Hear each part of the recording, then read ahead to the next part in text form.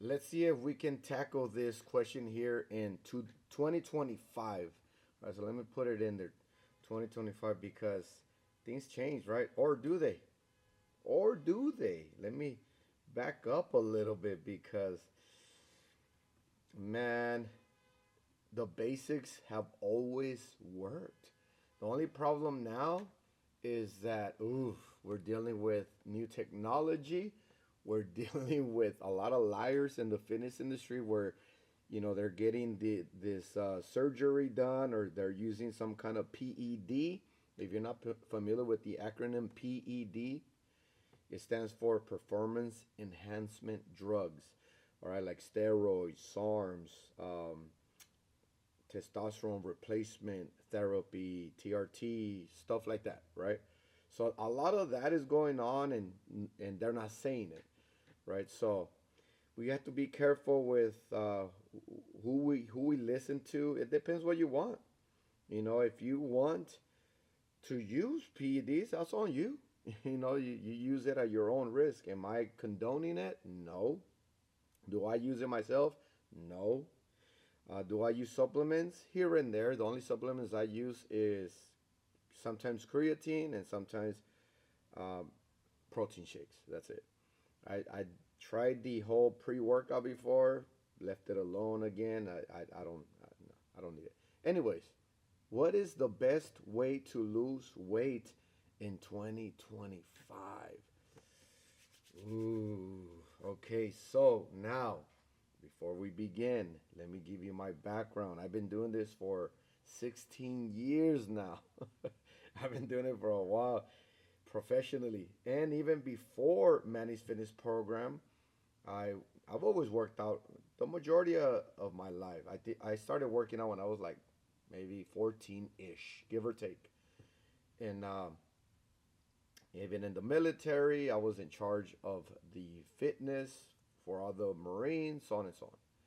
Now I'm a certified personal trainer, and I created Manny's Fitness program in 2009, where we offer indoor boot camp, personal training, and online coaching for weight loss, muscle building, and overall better health and performance. Not only that, my program gives more than that. It's hard to kind of cover the entirety of it because my program, specifically in boot camp, it also develops muscle memory, good habits in regards to fitness, right? Making fitness a lifestyle, not just to get in shape, but also to get in shape and to keep it.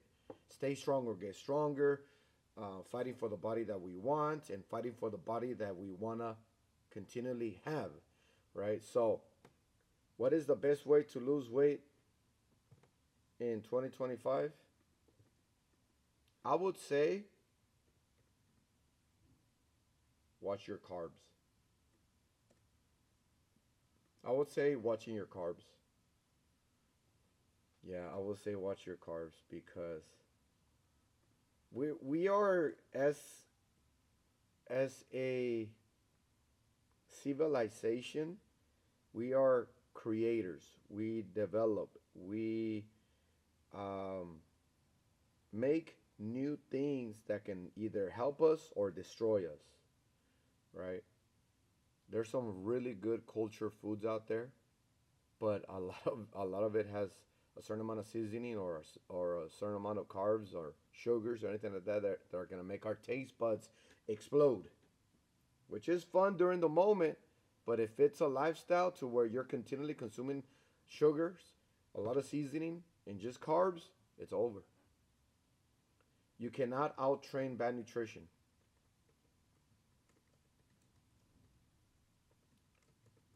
So watch your carb intake, I would say. Yeah, because you'll be surprised how many carbs we're consuming throughout the day. Do we need carbs? Yes. Depending on your fitness regimen, some people are marathon runners, some people are just pure cardiovascular conditioning fitness people, right? They only do cardio. Is that good or bad? I would say that's bad. I would say that's bad because it's full body. It has to be upper and lower. Cardiovascular, especially if you're doing running, if you just run, you're not going to develop more muscle mass in the legs because eventually you only carry your own weight. And if you're continually running, you're going to continually use the nutrition or the food that you consume the majority of the time just to burn it for that long distance running, which is good if you want to lose weight, right? But just to do just cardio is not good, right? You're going to always hear me say here that it is cardio, core, and strength. Not just cardio, but also core. Not just cardio and core, but also strength. Cardio, core, and strength. And how do you do it? It doesn't matter as long as you do it, right? Because you can do it with high intensive interval training. You can do it with personal training.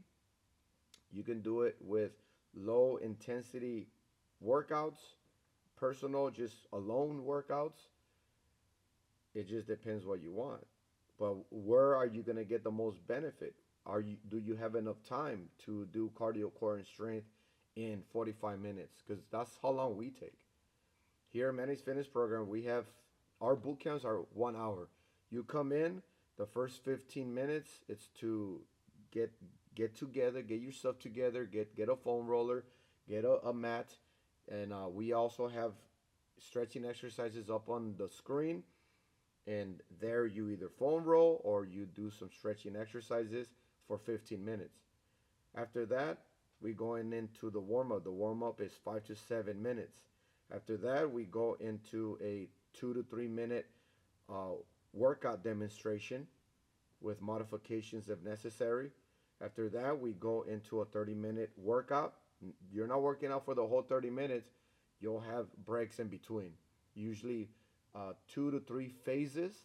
Each phase is different, either a circuit course. Second phase can be body weight exercises, calisthenics, and third phase, if we even have a third phase, we can end it with a cardiovascular phase. After that, you have around 5 minutes to clean up your area, cool down, and we leave. 1 hour boot camp workouts. Personal training is 45 minutes. It's a little bit more orchestrated towards whatever goal you're trying to reach, more specifically in a certain area of the body. You can now focus on, let's say, just legs, glutes, upper body, abdominal, whatever it is that you want to develop more than others. Because boot camp is going to be full body workout, cardio, core, and strength, upper, lower, and abdominal, right? So it depends.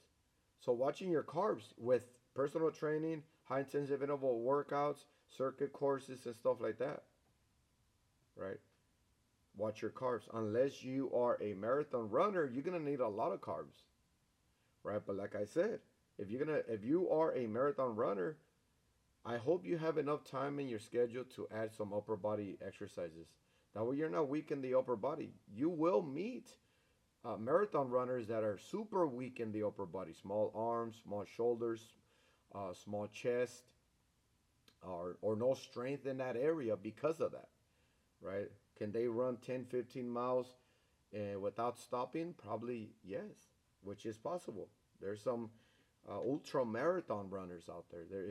There's some people are amazing in running, but then you test them in the upper body and we have a problem. Why is that a problem? Because eventually you're going to have to do something physically in your life that requires upper body strength and muscle endurance, flexibility, mobility, full range of motion, so high, fast twitch, slow twitch, muscle fiber tissue, right? So at the end of the day, I think just watching your carbs. That's why the ketogenic diet is super popular. The ketogenic diet is good, but man, I like my carbs. What I do is I do a good amount of running. So as for me, like today's my workout, I'll be going into a 4-mile run either before or after my workout because it's gonna be leg, right? If I'm gonna do leg day, then I'm gonna do leg before I run. not after I run, because after I run 4 miles, my legs can be cooked, and I'm not gonna be able to perform like a deadlift or a front squat, shoulder press, stuff like that, lunges, side side shuffles, or split jump squats, so on and so on, plyometrics, right? But if it's not leg day, it's just usually more upper body than lower body, then I can go on my 4 mile run first, and then I go into my main workout, which is 45 minutes. 45-minute run, 45-minute workout for me. That's me. All right. So I usually do a good amount of cardio. Like I said, usually 4 miles. So do I watch my carbs still? Yes, I still watch my carbs. Although I do 4 miles every time I work out, right? Because carbs, they accumulate, right? They accumulate, and you don't need very much. You don't need very many carbs to run 4 miles, right? A couple of pieces of whole wheat bread can do the job, right? But we're consuming whole wheat bread, we're consuming cookies, some kind of sugar, right? Even fructose, even fruits carry a good amount of carbs, especially those fruits that are high in the glycemic index on the sugar content. Any cherries or raspberries and stuff like that, blackberries, they're very low on sugar. That's why they're allowed to be consumed in the ketogenic diet, right? The ketogenic is super low carb, um, medium protein, and super high on good fats and good oils. Is it a good diet? I think it's a good diet if you don't want carbs whatsoever. And you can live that way. You can do that. But I like to enjoy some pizza, maybe on the weekend or something like that. So I usually practice a low carb, or watching my carbs throughout the week, and then I go in and treat myself. Depending where I'm at on the scale, depending how I'm looking, feeling, performing, then I'll go longer without too many carbs like that, pizza or anything like that. You have to start going into a meal plan or a strict diet to really reduce the body fat percentage, right? I usually maintain a 22% body fat. If I go a little bit higher, that's when I start to watch my carbs a little bit more. And then I make sure that I go longer on my meal plan, so on and so on.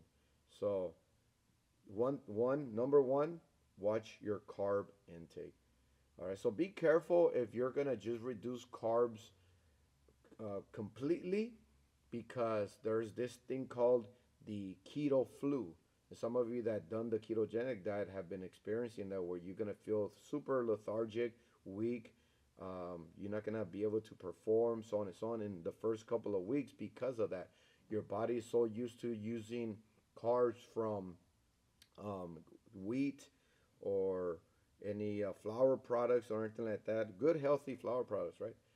And once it doesn't have it, it starts to now utilize the ketones, good fat and oil, for your energy source. So it has to start changing. You go into ketosis, right? So on and so on. So if you have any questions on any of that, let me know in the comment section down below. If you're interested in joining Manny's Fitness Program, we have indoor boot camp and personal training here in Lompoc, California. We're located in 1133 North H Street, Suite L, right by the Burger King. Come and check us out. If we're not open, because I might leave the office, I'm not open throughout the day. I only open during my boot camp and personal training. Email me. Our email is getfit@mannysfitnessprogram.com. Our website is www.mannysfitnessprogram.com, or give us a call. Our number is on the website. So let us know. Come in and drop in for free. Come and try out personal training, boot camp, or online coaching for free. Just email me and let me know that you want to try for free, and I'll go ahead and give you a free drop-in. Ask about our 50% discount as well. You can get a 50% discount on any of those for weight loss, muscle building, and overall better health and performance. We have many boot camp schedules and different personal training times, and online coaching is just we'll set up a time depending where you live. So other than that, there you have it. Be looking out for more videos from me. Again, if you have a question, comment, or concern, leave it down below in the comment section. Hit the like button before you leave. and I'll see you on the next one. Take care, be safe, stay motivated.